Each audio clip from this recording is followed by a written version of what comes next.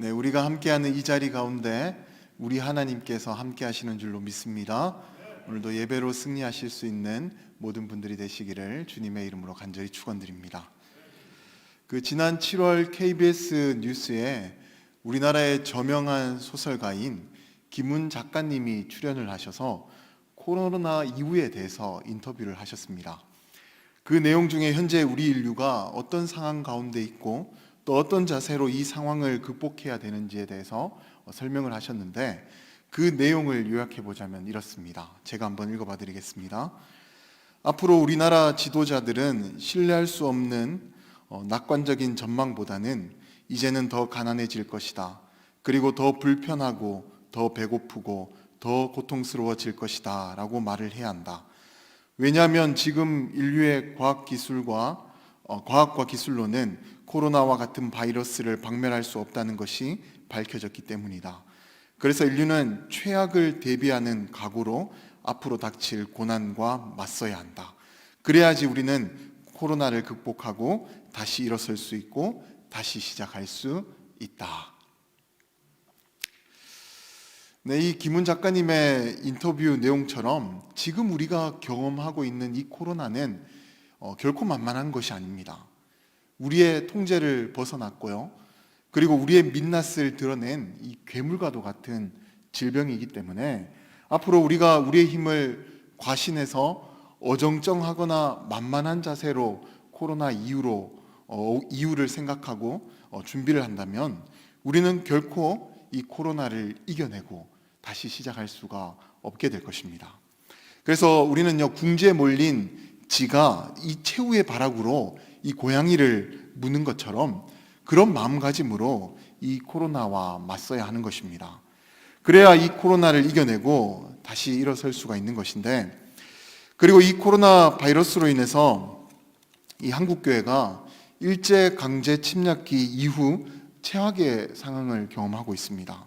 얼마 전 교회에서 이 온라인 정기 신방을 진행하고 있어서 이 제가 담당하고 있는 구역에 이런 기도의 제목을 받아보게 되었습니다. 어떤 기도의 제목이었냐면, 코로나 기간 동안 교회에서 예배를 드리지 못하다 보니 신앙이 떨어지고 있습니다. 신앙이 다시 회복되게 해주세요. 지금 이런 기도의 제목들이 아마 여기 계신 분들 가운데도 아마 있을 겁니다. 그런데 결국 이 기도의 제목이 무슨 뜻이겠습니까? 예전에는요, 교회에 나오면 모든 성도들이 함께 모여서 예배를 드리고요, 또 양육 프로그램을 참가하고요, 그리고 봉사와 교제를 하면서 때로는 내가 다른 사람을 밀어주기도 하고 때로는 다른 성도들이 나를 이끌어줘서 그렇게 신앙을 성숙시켜 왔다라는 거예요. 그러나 이제는요, 그런 연합과 동력이 사라지고 홀로 가정에서 이 온라인 예배만 드리다 보니 성도님들 마음 안에서 점점 이 신앙심이 사라져 가고 있다는 것이 느껴지니까 이런 기도의 제목이 낸 것이 아니겠습니까? 그런데 우리의 믿음이요, 이 코로나 이전과 같이 회복이 되어야 되잖아요. 아니, 그 이전보다도 더 성장해야 되잖아요. 할렐루야. 다들 그렇게 생각하시죠? 그런데 그렇게 회복되고 성장되기 위해서는 가만히 있어서는 안 된다는 거예요. 그런 어정쩡한 자세로 지켜만 보고 있어서는 안 된다는 것입니다.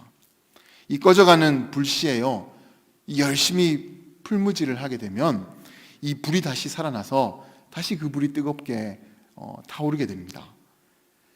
이것처럼 우리의 믿음이 다시 회복되고 성장되기 위해서는 지금 우리의 삶에 거룩한 풀무질을 시작해야 된다는 것입니다. 그래야 우리는요, 코로나 이후뿐만 아니라 앞으로 어떤 역경과 어려움이 우리의 삶 가운데 찾아온다 할지라도 우리는 그 어려운 역경으로 인해서 넘어지는 것이 아니라 끝내 승리하여 굳건하게 세워지는 삶이 될 줄로 믿습니다. 그렇게 성도님들은요, 지금이 신앙적으로 위기의 때임을 바르게 인지하셔서 가만히 지켜보다가 신앙의 불씨를 꺼트리는 그런 어리석은 사람들이 되는 것이 아니라 거룩한 풀무질로 내 삶에 꺼져가는 신앙의 불씨를 다시 피어오르게 할 수 있는 지혜로운 분들이 되시기를 소망합니다.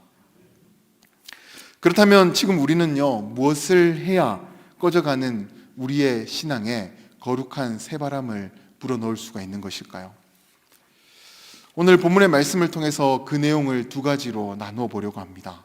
부디 나누어지는 말씀을 통해서 우리의 삶에 거룩한 성령의 새바람이 불어오는 은혜가 있기를 주님의 이름으로 간절히 축복을 드립니다. 그 먼저 첫 번째로 코로나 상황 가운데 우리가 믿음을 잃어버리지 않고 다시 믿음을 성장시키기 위해서는요, 하나님의 말씀에 집중을 해야 합니다. 사실 특별한 답이 있는 것이 아닙니다. 이것이 언제나 정답인 것인데, 우리 다 같이 오늘 본문 3절에서 5절까지의 말씀 읽어보도록 하겠습니다. 같이 읽겠습니다. 너는 6년 동안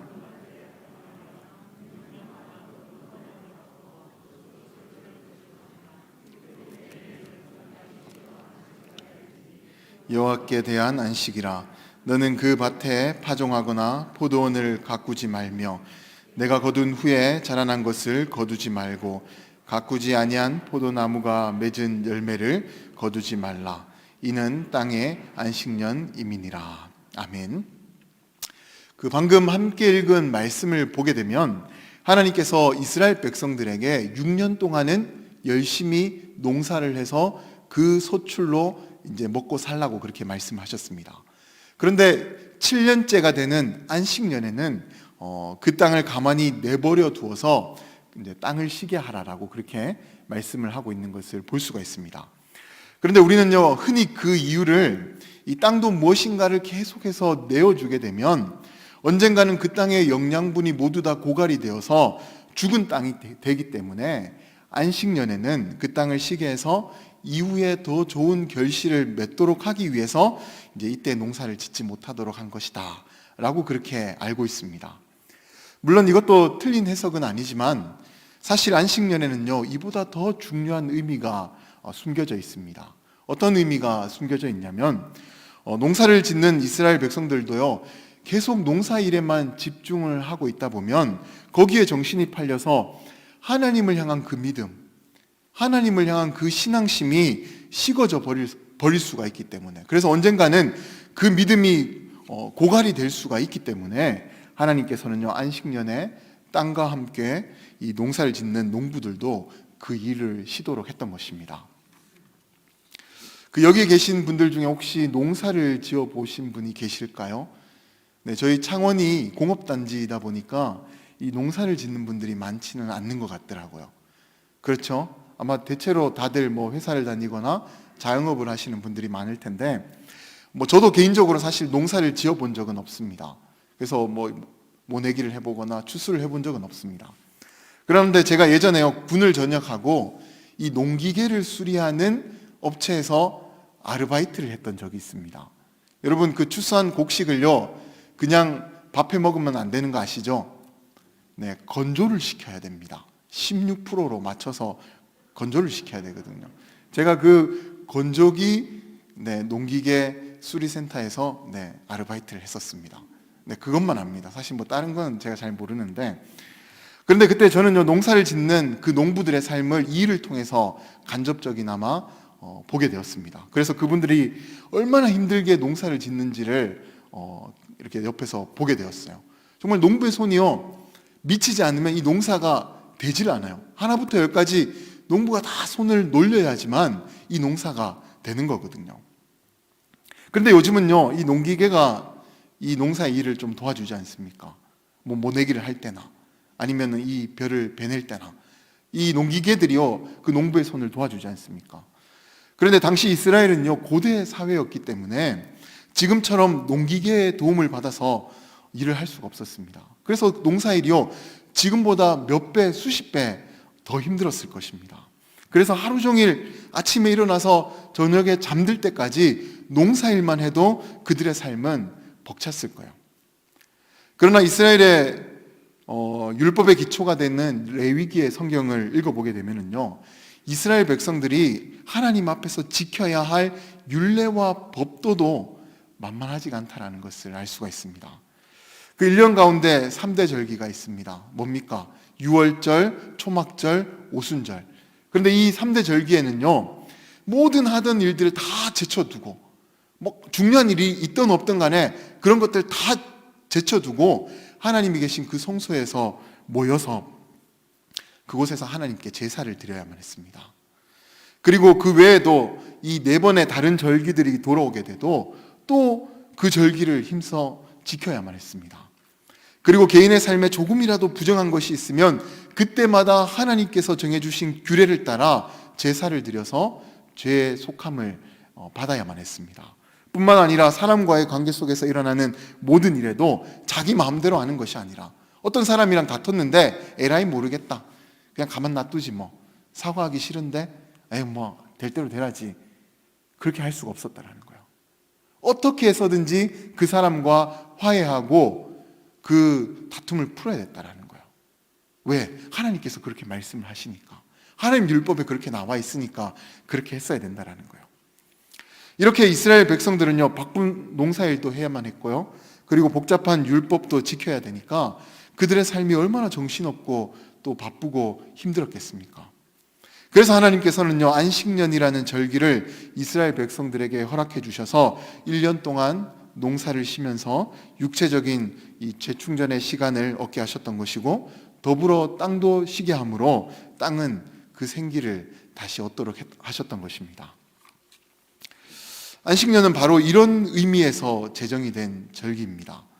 그런데 이제 1년 동안 농사를 짓지 않고 이스라엘 백성들이 쉰다라고 그렇게 말씀을 들었지 않습니까?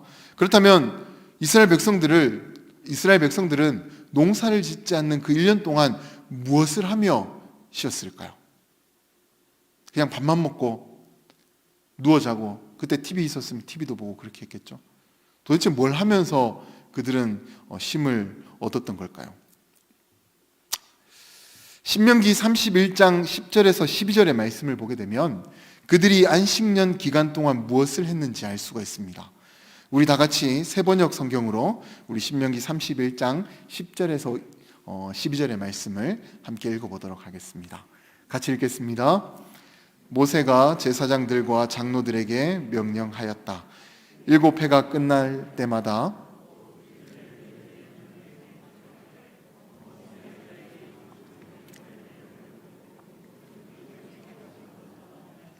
당신들은 이 율법을 온 이스라엘 백성 앞에서 읽어서 그들의 귀에 들려 주십시오. 당신들은 이 백성의 남녀와 어린아이만이 아니라 성 안에서 당신들과 같이 사는 외국 사람도 불러 모아서 그들이 율법을 듣고 배워서 주 당신들의 하나님을 경외하며 이 율법의 모든 말씀을 지키도록 하십시오. 아멘. 그 이스라엘 절기 중에 나팔절이라는 절기가 있습니다. 이제 신년이 되면 나팔을 하고 불면서 신년이 밝아왔음을 알리는 것인데, 이 날짜가요, 유대 종교력으로 7월 1일에 해당이 됩니다. 우리 양력으로는 1월 1일이 신년이지 않습니까? 2020년 1월 1일이 돼서 우리가 신년이 되었다라고 그렇게 말하지 않습니까? 그런데 이스라엘 사람들은요, 유대 종교력으로 7월 1일이 되어야지만 이제 신년이 되었다라고 그렇게 말을 합니다. 그런데 이제 양력으로 보면 한 9월에서 10월경쯤 됩니다. 그러니까 우리랑 굉장히 지금 현재랑 가까운 때인 거죠. 그래서 이스라엘 9월이나 10월쯤에 성지순례를 가보게 되면은요, 막 새해가 밝았다고 막 신년 인사를 하고 있습니다. 새해 복 많이 받으세요. 한번 옆에 분들하고 인사해 볼까요? 새해 복 많이 받으세요. 네, 지금 한 해가 다 끝나가는데 이게 뭐 새해 복 많이 받으라고. 네. 그런데 이스라엘은요, 지금이 거의 이제 신년쯤이라는 거예요. 그런데 이제 유대 종교력을 보면 7월 1일이 나팔절이라고 해서 그렇게 그 절기를 지키게 된다라는 거예요. 그리고 7월 10일, 그러니까 열흘이 지난 7월 10일이 되면 욤 키푸르라고 해서 대속죄일이 진행이 됩니다.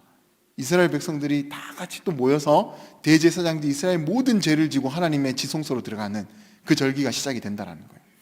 그리고 그로부터 5일이 지난 7월 15일이 되면 초막절이 또 일주일간 진행이 됩니다.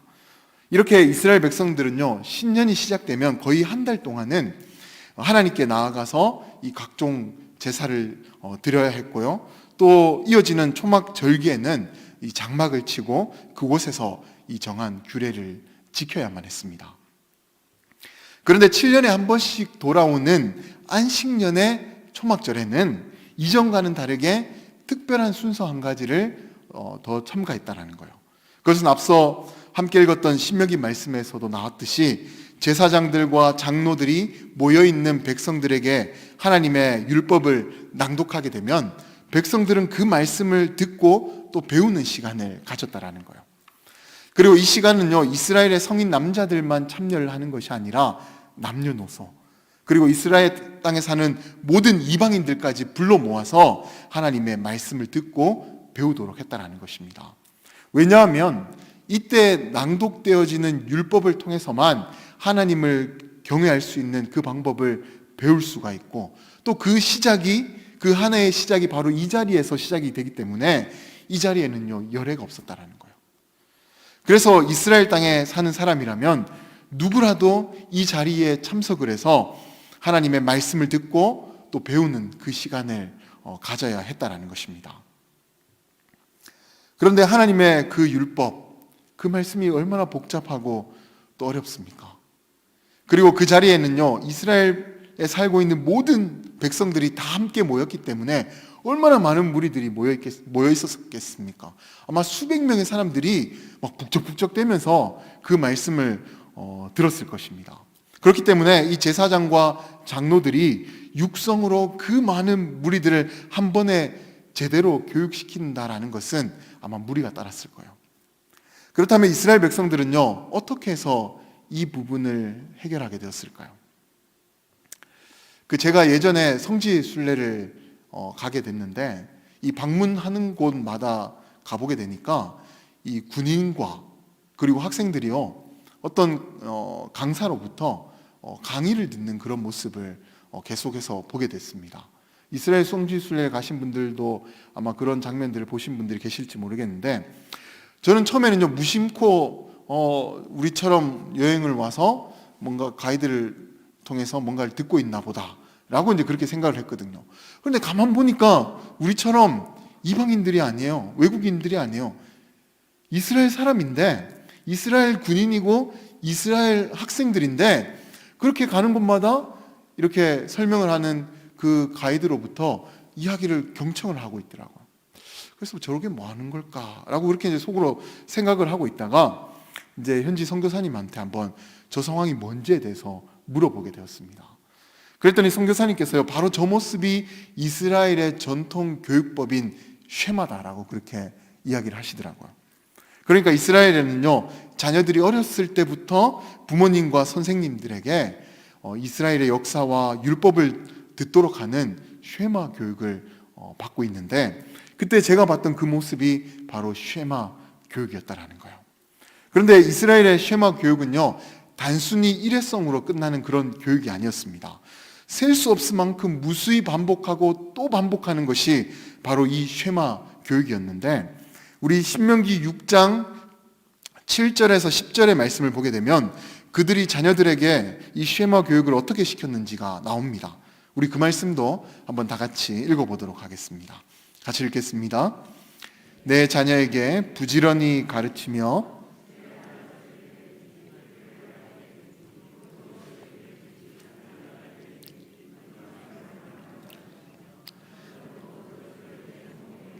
기호를 삼으며 내 미간의 표를 또 내 집 문설주와 바깥문에 기록할지니라. 아멘.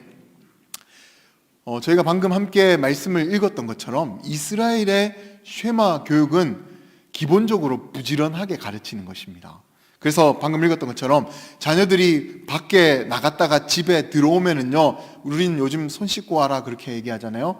그런데 이스라엘 사람들은 여기 와서 잠시 앉아봐라, 하나님의 말씀이다, 들어봐라 라고 그렇게 교육을 한다라는 거예요. 그리고 자녀와 어디 함께 길을 걸어가게 되면 사실 우리나라 부모님과 또 자녀들은 대화가 사실 잘 없잖아요. 뭐 기껏해야 공부는 잘하고 있나, 뭐 좋아하는 사람 있나, 뭐 이런 거 정도만 물어보잖아요. 근데 이스라엘은 다르다라는 거예요. 어저께 들었던 그 하나님의 말씀 너는 어떻게 생각하니? 거기에 하나님의 뜻이 무엇이라고 생각하니? 걸어가면서 그렇게 물어본다라는 거예요. 심지어는 밤에 잠이 들 때와 또 아침에 일어났을 때에도 너는 어제 잠들기 전에 들었던 그 하나님의 말씀은 뭐라고 생각하니? 라고 그렇게 물어본다라는 거예요. 그리고 이것도 모자라서 자녀의 손목에 띠를 두르고요, 또 미간에 표를 붙여서 그것을 볼 때마다 하나님의 말씀을 복습하라라고 그렇게 교육을 시켰다라는 거예요. 그리고 뿐만 아니라 이 집의 문설주와 바깥문에도 이 율법의 핵심을 적어놓은 종이를요, 이 통에 넣어서 그것을 이 문설주에다 붙여놓습니다. 그리고 나갈 때도 그 말씀을 한번 만지고 들어올 때도 그 말씀을 한번 만져요. 그러면서 하나님의 말씀을 또 생각하도록 했다라는 거예요. 어떻게 보면 이 자녀들의 피를 말리는 정말 무서운 교육법이지 않습니까? 만약 우리나라 이 자녀들에게, 우리 믿음의 자녀들에게 이렇게 가르쳤다라거나, 아버지 제가 집을 나가시길 원하십니까? 그렇게 대꾸하지 않겠습니까? 정말 아이들에게 틈을 주지 않고 그렇게 교육을 시키는 것 아닌가요? 그런데 분명한 것은요, 그들에게는 이 교육법이 탁월했다라는 거예요. 딱 맞는 교육법이었다라는 거예요. 그래서 선교사님의 말을 따르면요, 저기 강의를 하고 있는 선생님 말고 강의를 듣고 있는 학생들 가운데서 아무나 앞으로 나와서 방금 강의를 했던 선생님처럼 강의를 하라고 하면 똑같이 강의를 한대요. 아무나 붙잡아서 앞으로 나와 보세요 라고 하면 강의를 한다는 거예요. 여기 아무나 나와서 설교 한번 해보시겠어요? 사실 우리한테는 어려운 거잖아요. 그런데 이스라엘 백성들은요, 그게 된다라니까요. 왜냐하면 어렸을 때부터 부지런하게 이 말씀을 들어오고 또 그 내용들을 들어왔기 때문에 선생님이나 학생이나 할 것 없이 똑같이 강의할 수 있는 그 수준에 이르렀다라는 거예요.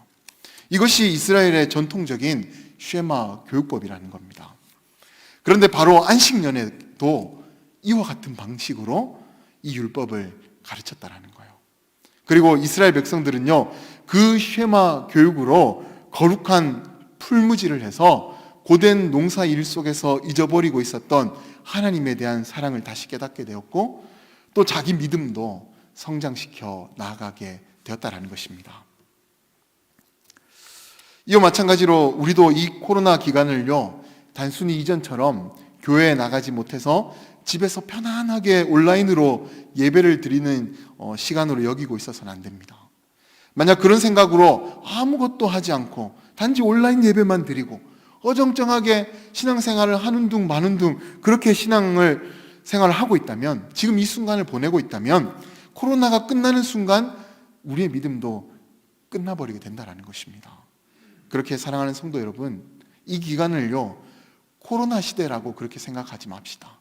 이 기간을요, 영적인 안식년이다라고 그렇게 생각합시다. 어차피요, 이스라엘은 한 해가 말씀드렸듯이 9월에서 10월에 시작한 거잖아요. 우리 영적으로는요, 이제 신년인 겁니다. 이제 시작하는 시간들이라는 거예요. 그렇게 생각하면서 열심을 다해서 내 삶의 거룩한 풀무지를 하면서 이 시간들을 보내야 된다는 거예요. 그래서 이전보다 더 집중해서 하나님의 말씀을 한번 읽어보시기 바랍니다. 집에만 이렇게 먼지 수북히 쌓여있는 그 성경이 되는 것이 아니라, 그렇게 성경을 만드는 것이 아니라 성경을 펼쳐서 읽어서 손때가 묻어나는 그 성경으로 한번 만들어 보시라는 거예요. 그리고 되도록이면, 가능하다면 현장 예배에 나오셔서 하나님의 말씀에 또 귀를 기울여 보자라는 겁니다. 그리고 평소에 바쁘다는 핑계로 하지 못했던 자녀들에게 하나님의 말씀은 가르치고 나누는 그 일도 한번 해보자라는 거예요. 자녀들에게 한번 전화하셔서 쓸데없는 거 물어보지 말고요. 용돈 필요하니, 그건 애들이 해야 될 말이잖아요. 어차피 보내주실 거잖아요. 건강하게 잘 있니? 애들은 건강해요. 아프지 않아요. 우리가 아프지. 우리 부모님들이 아프지. 네. 밥은 잘 먹고 다니.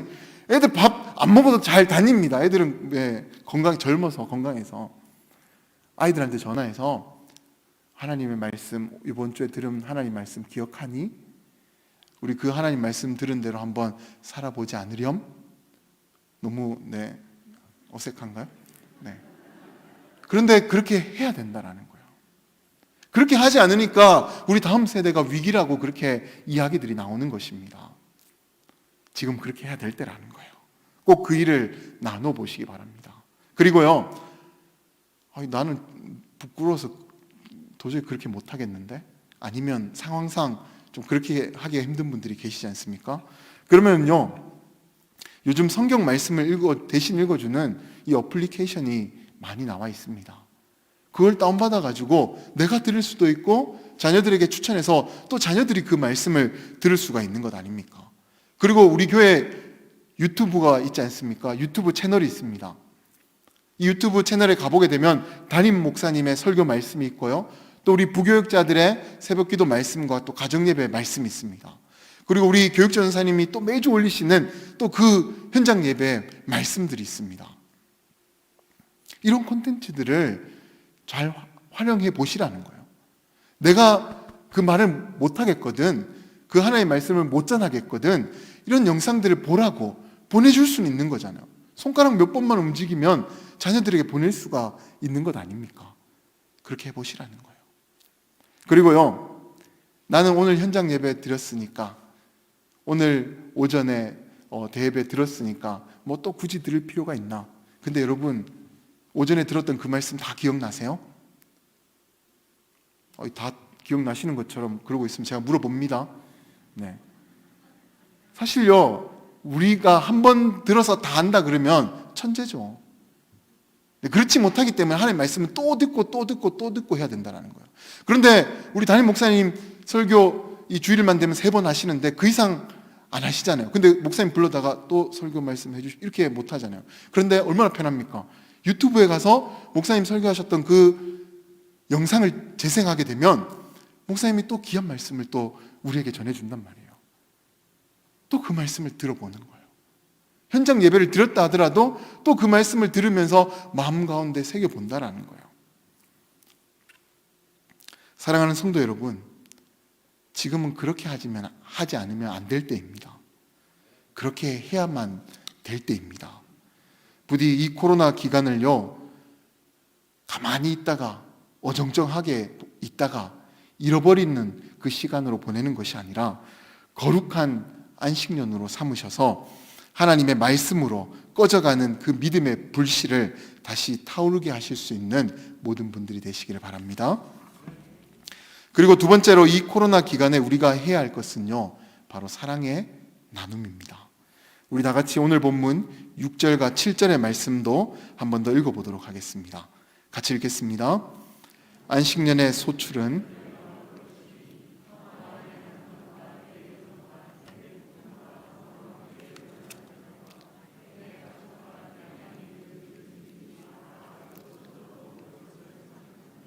아멘. 현실적으로 봤을 때 안식년 기간 동안 농부들이 농사를 짓지 않으면 이 먹을 양식이 없기 때문에 생존의 위험이 발생하게 됩니다. 그러면 아무리 말씀에 집중하는 것이 중요하다라고 해도 먹을 양식이 없어서 굶어 죽는 사람들이 생겨날 것 아닙니까? 그렇잖아요. 농사를 짓지 않는데 어디서 먹을 것을 구해서 이 1년이라는 시간을 보낸단 말입니까? 그래서 하나님께서는요, 안식년을 어떻게 보내야 되는지에 대해서도 설명을 하셨던 것인데, 방금 읽은 말씀을 보게 되면은요, 안식년에도 소출이 있다라고 그렇게 하나님께서 말씀을 하고 계십니다. 이게 무슨 뜻이냐면 5절 말씀을 보게 되면 내가 거둔 후에 자라난 것이라고 그렇게 말씀이 나오거든요.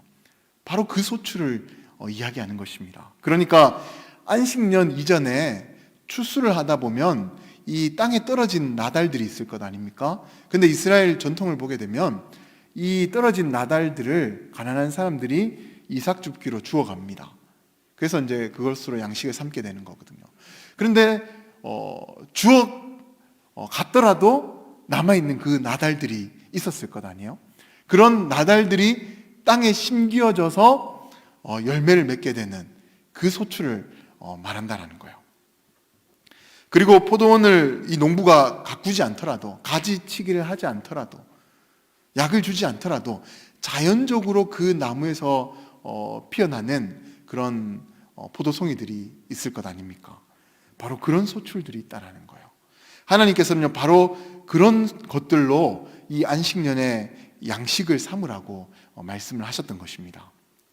그런데 아무리 생각해봐도요, 그렇게 자란 것으로 1년치 양식을 삼는다? 과연 그럴 수 있을까요? 더군다나 방금 읽은 말씀을 보게 되면요, 이 양식을 나만 먹는 것이 아니라 우리 집에 있는 남종과 여종과 품꾼, 그리고 거류하는 사람들, 그리고 심지어는 이 가축과 들짐승까지도 이 양식으로 나눠 먹으라고 하는데, 이 양식들로 그 1년치 양식으로 삼을 수가 있었겠습니까? 그러면 하나님께서는요, 도대체 무슨 의도로 안식년에는 이와 같은 방식으로 살아라 라고 그렇게 말씀을 하셨던 것일까요? 그것은 바로 안식년을 통해서 각자가 욕심을 내려놓고 서로가 서로를 섬기고 사랑하는 법을 배우라는 그 의미에서 이와 같은 생활 방식을 말씀하셨다라는 것입니다. 여러분, 혹시 만약 인류가 망한다면 무엇 때문에 망할 것 같습니까? 네, 갑자기 좀 뜬금없는 질문이긴 한데, 무엇 때문에 우리 인류가 망할 것 같습니까? 지금과 같이 무서운 바이러스와 창궐을 해서 이 전염병 때문에 우리 인류가 망할 것 같습니까? 아니면 핵전쟁이 일어나서 그 전쟁으로 인해서 이 인류가 망할 것 같습니까? 아니면 외계에서 행성이 뜬금없이 날아와서 이 지구와 충돌을 해서 우리 인류가 망하게 될까요? 물론 이런 이유들로도 우리가 망할 수도 있을 겁니다. 하지만 가장 근본적인 이유를 찾아보자면 바로 우리의 욕심 때문에 우리의 인류가 망할 수도 있다는 것입니다. 지금 현대 기술이요, 너무 발전하다 보니까 이제 달나라에 가는 것은요, 여사 일입니다. 그래서요, 이 선진국들은요, 이 달나라의 식민지를 만들기 위해서 지금 식민지 정책을 펼치고 있다고 합니다. 그래서 빨리 보내는 사람들이 이 달의 넓은 땅을 차지하게 되는 거예요. 아마 그래서 몇십 년이 지나면은요, 아마 달로 이주를 가는 그런 사람들이 생겨날지도 모르겠습니다. 그런데요, 이런 최첨단 시대에도 아직까지 해결하지 못하는 문제들이 있습니다. 그것은 바로 세계 인구의 절반이 아직도 굶주림 속에 있다라는 거예요. 최근 유엔과 NGO 단체들이 발표한 자료에 따르면요, 10세 미만의 아동들이요, 5초에 한 명씩 굶어서 죽는다라고 합니다. 네, 지금 한 명 굶어서 죽었습니다. 근데 지금 이렇게 세계에 기아들이 많이 있어서 굶어서 밥을 먹지 못해서 죽어가는 그런 아이들이 있다라는 거예요.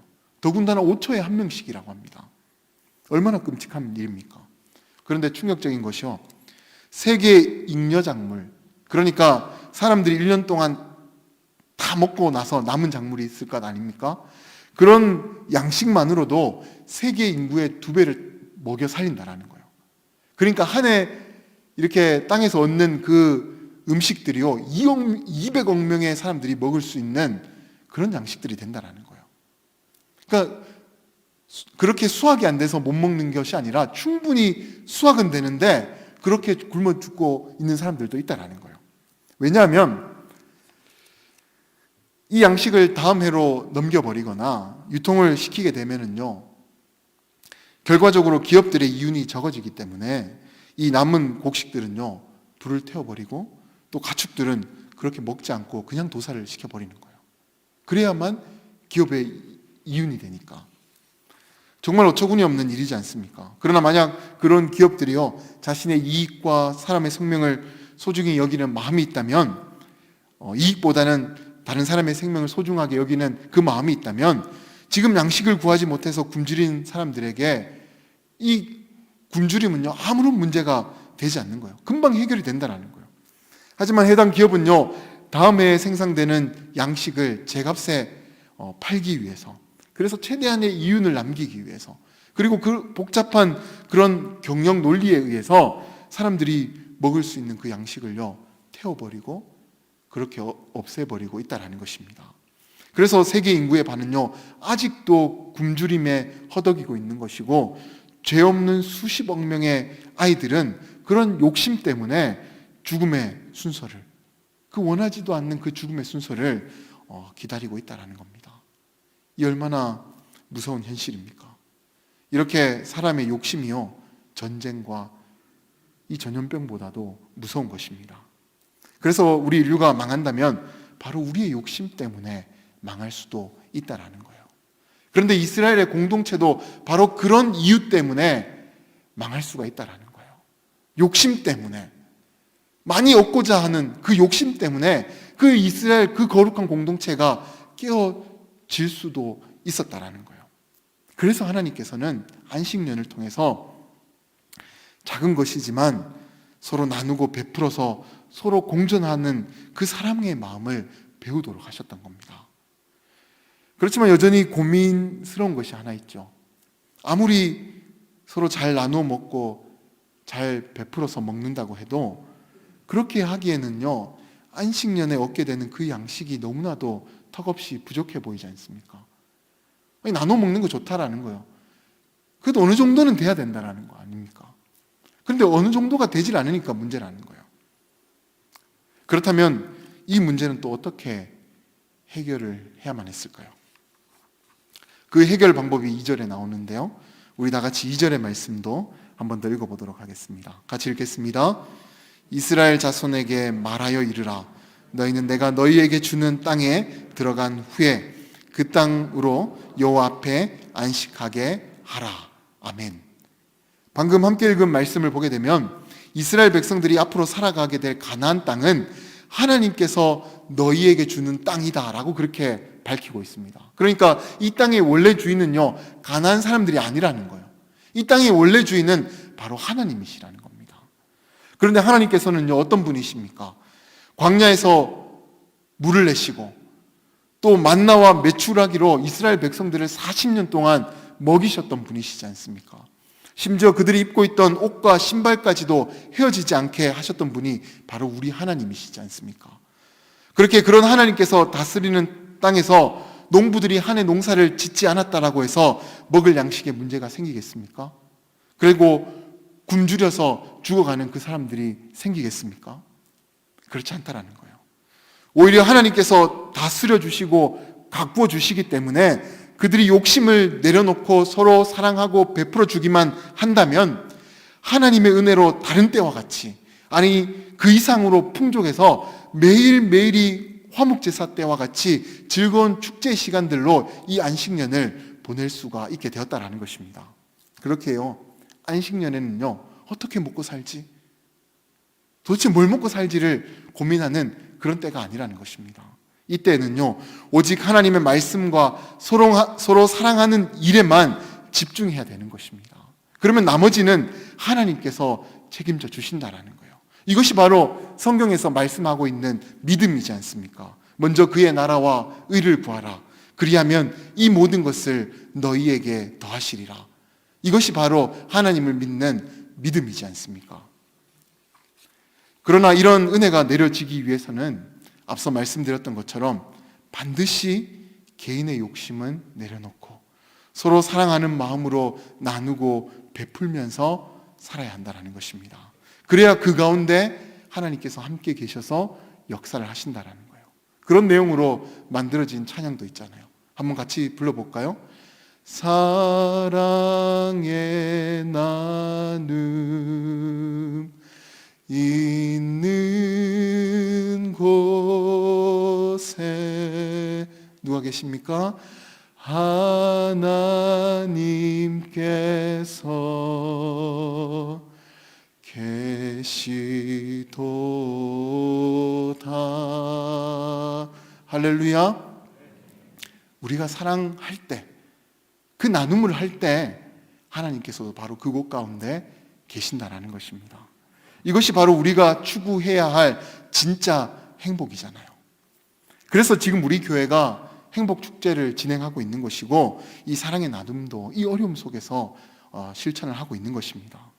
사랑하는 성도 여러분, 부디 이 행복축제와 사랑 나눔에 꼭 적극적으로 참여해 주시기 바랍니다. 지금은 그렇게 해야 될 때예요. 내 마음이 동해서 하고 말고의 문제가 아니라는 거예요. 지금 그렇게 해야지만 하나님께서 이 땅 가운데, 우리 교회 가운데, 우리의 삶 가운데 역사해 주신다라는 것입니다. 그리고 우리의 꺼져가는 그 믿음을 다시 타오르게 하신다라는 것입니다. 할렐루야. 그 믿음을 가지고 꼭 그렇게 사랑을 실천할 수 있는 저와 여러분들이 되시길 바랍니다. 이제 말씀을 끝내겠습니다. 다윗은 자신의 부하들만 전쟁터에 내보내고 본인은 왕궁에서 편안하게 지내면서 그 전쟁이 끝나기만 기다리고 있을 때 이 죄의 유혹을 받아서 넘어지게 되었습니다. 지금 우리도 그때 다윗처럼 이 기간에 아무것도 하지 않고 그저 코로나가 빨리 끝나기만을 그렇게 넋놓고 기다리고 있다면 우리도 다윗처럼 넘어지고 말 것입니다. 그렇게 우리는 지금이 그 어느 때보다 위기의 때임을 깨달아서 내 삶의 거룩한 풀무지를 행해야 합니다. 그러니까 말씀의 생활의 말씀화를 해야 된다는 것입니다. 우리 한번 따라해 볼까요? 말씀의 생활화, 생활의 말씀화. 이게 무슨 뜻입니까? 말씀에 집중해야 되고 또 말씀대로 살아가야 된다는 거예요. 그 말씀대로 사랑을 실천하는 삶이 늘 생활화되어야 된다는 것입니다. 그러면 우리에게 2020년은 코로나로 인해서 잃어버린 한 해가 되는 것이 아니라 우리의 믿음을 성장시킨 영적인 안식년이 될 줄로 믿습니다. 그리고 이 코로나가 끝나는 순간 우리의 믿음은 다시 뜨겁게 타오르게 될 줄로 믿습니다. 아무쪼록 여기 계신 모든 분들은 이 코로나 기간 가만히 넋놓고 있는 것이 아니라 어떻게 하서든지 하나님께서 원하시는 그 일들을 해내서 그 어느 때보다도 풍성한 하나님의 은혜와 신앙의 비상을 경험하시는 모든 분들이 되시기를 주님의 이름으로 간절히 축원드립니다.